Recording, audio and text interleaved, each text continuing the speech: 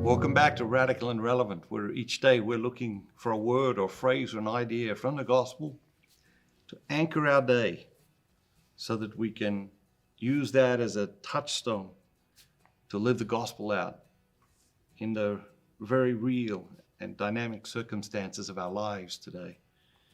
Today's reading comes from the Gospel of Mark, chapter 1, verses 29 through 39.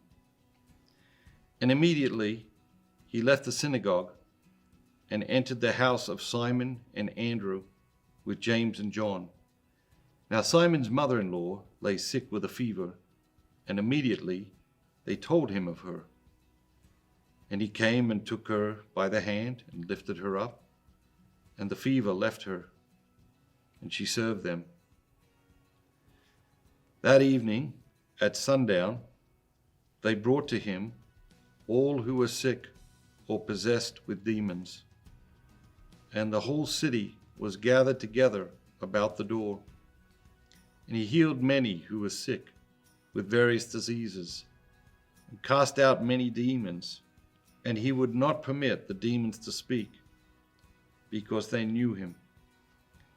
And in the morning, a great while before day, he rose and went out to a lonely place, and there he prayed. And Simon and those who were with him followed him, and they found him, and they said to him, "Everyone is searching for you."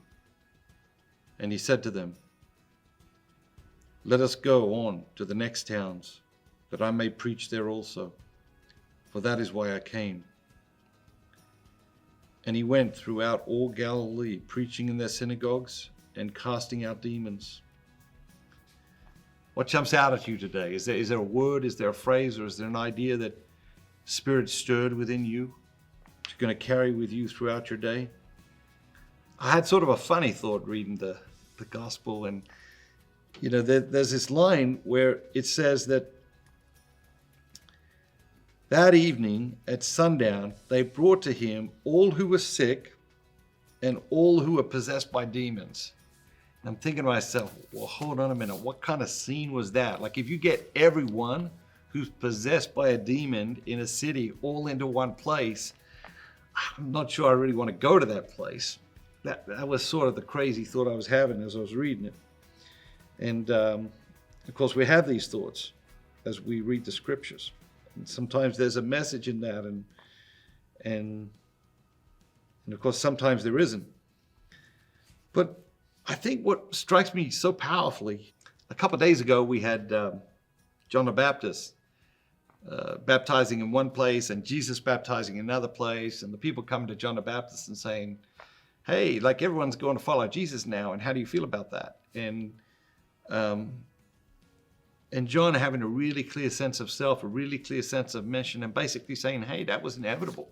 Like I told you that would happen, Today, we've got Jesus has healed everyone. He's cured everyone. Late at night, he's gone off to pray.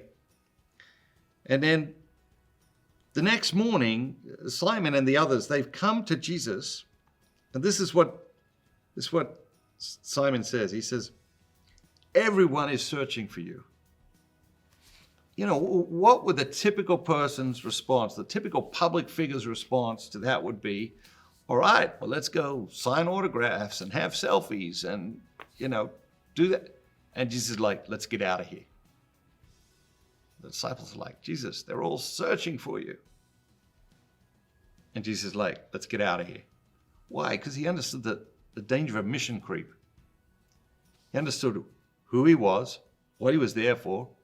And he wasn't there just to hang out and sign autographs. He had done his mission in that place, and it was time to move on. And I could just imagine the disciples' faces. They're like, "Everyone's looking for you, Jesus." And Jesus is like, "Great, let's get out of here. Let's go on to the next place." And the cognitive dissonance for the disciples, I'm sure, because they're very human, right? We read this, we discover they're very human, just like you and I are very human.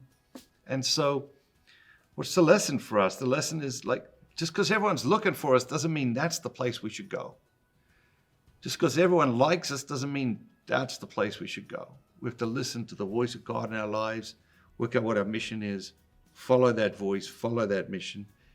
Have a great day, and remember, be bold, be Catholic.